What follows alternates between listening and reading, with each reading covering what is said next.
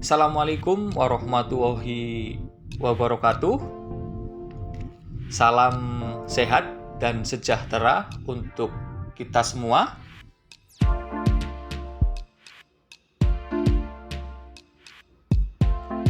Perkenalkan, saya Nugroho Heri Pramono. Hari ini kita akan belajar tentang akuntansi akad musyarakah. Ada beberapa poin yang akan kita pelajari dalam akuntansi akad musyarakah. Yang pertama adalah definisi akad musyarakah, yang kedua karakteristik akad musyarakah, yang ketiga hikmah akad musyarakah, yang keempat skema akad musyarakah, yang kelima jenis akad musyarakah, yang keenam dasar syariah akad musyarakah, yang ketujuh rukun dan ketentuan syariah akad musyarakah.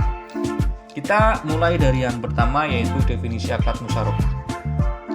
Secara bahasa, akad musyarakah berasal dari kata al-syirkah atau al-ihtilaf, artinya percampuran atau persekutuan dua orang atau lebih.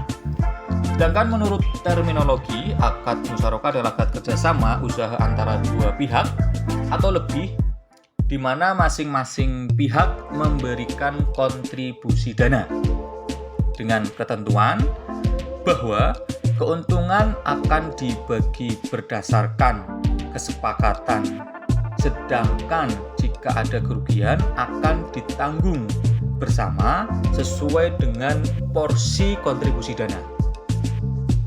Yang kedua adalah karakteristik akad musyarakah. Yang pertama, modal musyarakah berupa kas, setara kas, dan atau aset lain sesuai dengan prinsip syariah. Yang kedua, setiap mitra harus memberikan kontribusi dana dan pekerjaan. Yang ketiga, tidak ada jaminan modal atas mitra lainnya. Yang keempat, perjanjian ditulis secara lengkap dan dihadiri para saksi. Yang kelima, jika terjadi persengketaan diselesaikan secara musyawarah atau melalui badan arbitrase syariah. Selanjutnya yang ketiga yaitu hikmah akad musyarakah. Akad musyarakah mengajarkan nilai ta'awun atau gotong royong. Akad musyarakah juga mengajarkan nilai ukhuwah atau kesetiakawanan. Yang ketiga, akad musyarakah menciptakan keadilan. Yang keempat adalah skema akad musyarakah. Nah, berikut adalah skema akad musyarakah, bisa dilihat teman-teman.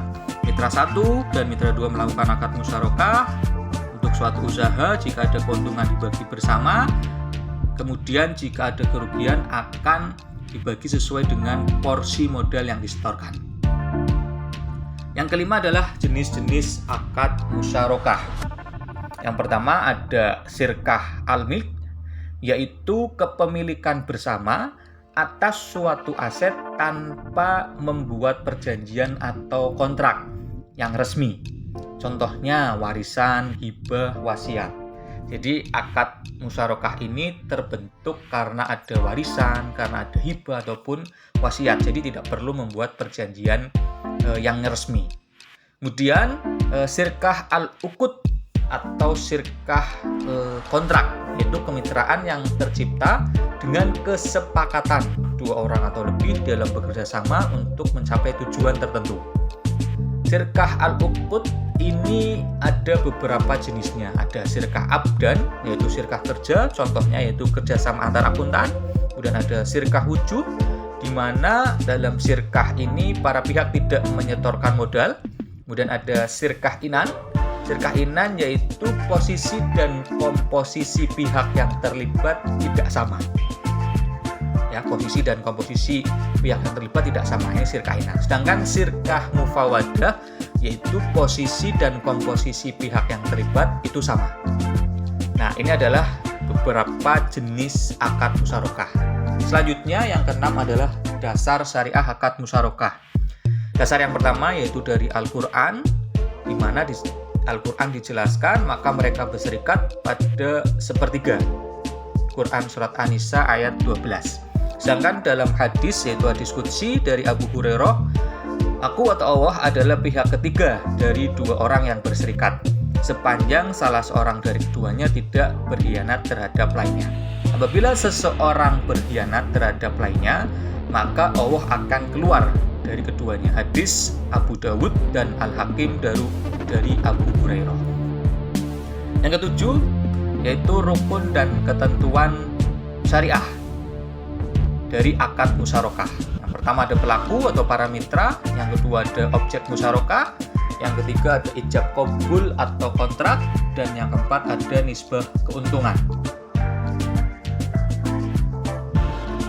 Nah, demikian materi tentang akuntansi akad musyarakah. Silahkan dapat dipelajari. Jangan lupa aktif dalam forum diskusi ya teman-teman. Terima kasih. Wassalamualaikum warahmatullahi wabarakatuh.